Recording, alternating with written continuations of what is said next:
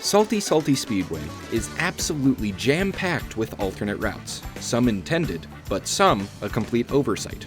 However, all of them add to the complexity of the track. And because of that, this track very quickly became one of my favorite courses of the entire game. And as I went through the roads less traveled of Salty Salty Speedway, it became even more interesting with each route I discovered. So, as we start at the beginning of the course, my biggest frustration of Mario Kart World is present: water.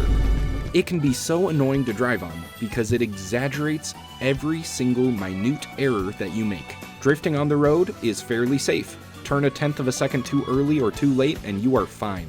But drifting on the water, every fraction of the second that you spend waiting to drift will change your course dynamically, sending you barreling into a wall. So, it can be kind of frustrating.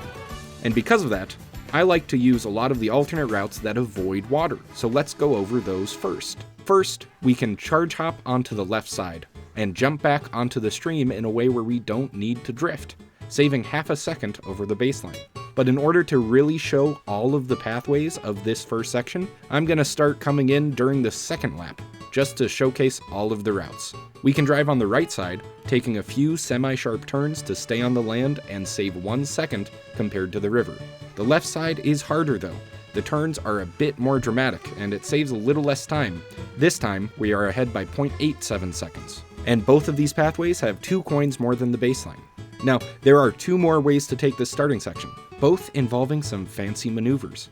On the right, we can wall ride and or use this pole to bounce up to the canopy, but the angle at which you jump into the water is very poor, and it's 0.6 seconds behind the baseline, and it gives you no coins. On the left side, it's much easier and faster. We can bounce off this pole and onto this railing. If we jump right, we end up hitting these boxes. So instead, let's rewind and charge jump up and then jump left onto the canopy. Make our way down to the course, avoiding all the water and saving 1.4 seconds compared to the baseline. That's a lot. But it's important to know that my baseline is not the world record strategy, so don't get that mixed up. My baseline is the most basic path a new player could take. Someone who doesn't do fancy tricks and doesn't know all of the cool routes. A player who takes the most basic road as best as they possibly can. So all of my numbers that refer to the baseline are based off of this time trial ghost that you can see throughout the video. Now that we've got the first section out of the way, we come to this 270-degree turn right here. The baseline stays out of the flowing water as that slightly slows you down at the end. Alternatively, you could cut out wide to collect up to 6 coins at the cost of half a second. But there are some other hidden routes we can take. The most commonly used is a strat where we charge jump onto the waterfall, then jump across to this upper sidewalk. Now, there are some boxes in our way, but there are 2 ways to get around that. The first is to carefully trick off the ledge onto this railing, and then trick back into the shortcut. This saves us 0.78 seconds and gets us 2 coins. The second way is to use a mushroom through the boxes. This saves us 1.1 seconds, so it's slightly faster, but we need to remember that using a mushroom on the plain road saves you around 0.35 seconds. So saving the mushrooms for an actual shortcut that can save you more than 0.35 seconds is more valuable. Now, there are many failure points on this advanced route. From failing the waterfall jump, driving into the grass, falling off the turn, bumping over these steps, or sometimes flying off the railing going to the opposite side of the track. All these mistakes can be very risky. So if you want to go for a safer strat, here is an option for you. Instead of jumping on the waterfall, wall ride up this curved wall.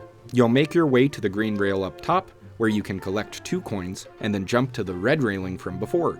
Then take the route as normal. This pathway is 0.6 seconds slower than the baseline, and 1.38 seconds slower than the waterfall route. But you do collect 7 coins instead of collecting 2 coins. Additionally, however you get to this area, there is a double item box up here for you to collect. Finally, we can also jump from the wooden ramp onto this awning and then onto this railing, collecting 2 more coins, but that's kind of leading into the next section. So let's rewind, and instead of jumping to the red railing, we can ride the green rail all the way up until this point. Now, I don't recommend it because there is no exit option from this area, but the best one I could find is to jump off at this angled section, land on this stone, and use a mushroom through the grass and connect onto the railing to adjust our trajectory. But it is 1.8 seconds slower than the baseline, so I'm showing you the route, but you should know not to take it. Anyway, this does bring us to our next section, the plaza.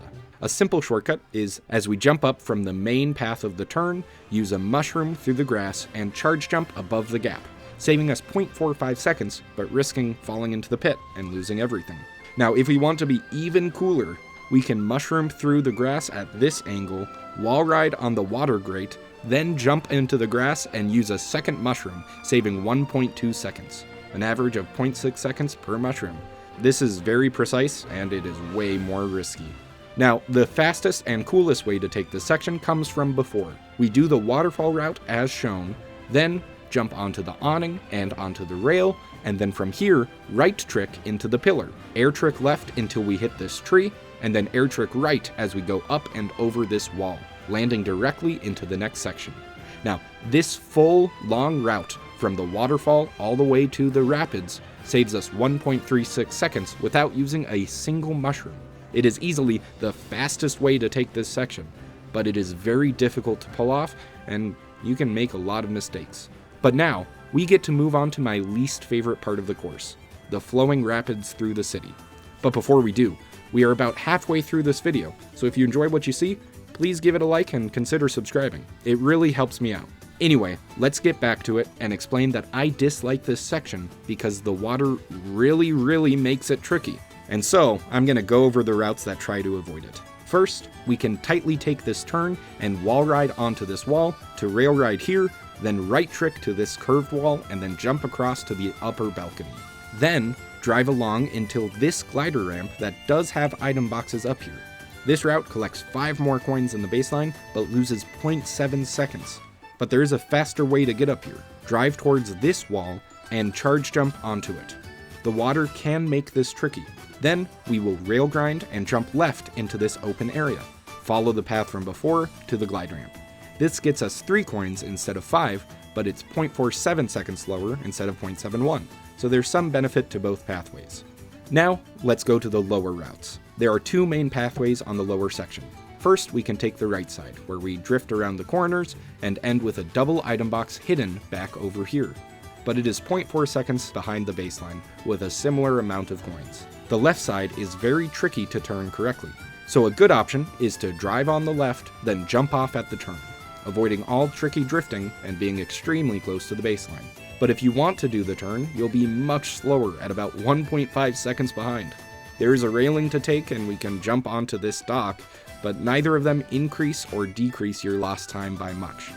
One silly path I found involves this wrench, but instead of bench jumping to the wrench, I instead go on this rail, left trick up to the railing, and then right trick off the wrench to land on the archway above. It is still much slower than the baseline. Now, all of these paths on this river rapids section are slower than just going through the river rapids, because the water actually speeds you up as you drive down it. So the baseline is the trickiest path, but it's also the fastest. And despite my disdain for the water, I think that this is pretty good course design. Having a water track where you are encouraged to avoid the water in every single section would just be a bad water track. For that reason, and the fact that all of the routes are really fun, I have grown to like this course even more as I learned the routes. I may dislike the water, but this course uses it very well, with some sections that are calm and some sections that are challenging, but the challenge comes with a reward. So now, let's move to the final turn. The regular baseline is just a long turn on the water, but there are 2 ways we can speed this up. Both involve this box shortcut. We can mushroom through the boxes and take a very careful turn around the pier to save 1.4 seconds. This is a good mushroom cut. It saves so much time, but you can easily fall off at the turn, so you need to be careful. Now there is a more advanced way to take this route as well. Charge jump and mushroom boost off of this pole while aiming towards the railing. Once on the rail, you need to carefully time your jumps over these signs and land on the next rail.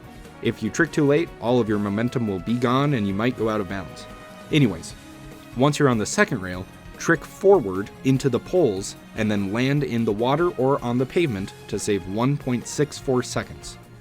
And 1.64 seconds for one mushroom is the best use of a mushroom on this course, bar none. It's so good. And with the best mushroom cut out of the way, we are finished. The Italian-inspired Salty Salty Speedway, which probably could have been named after the Birdu statue, is complete.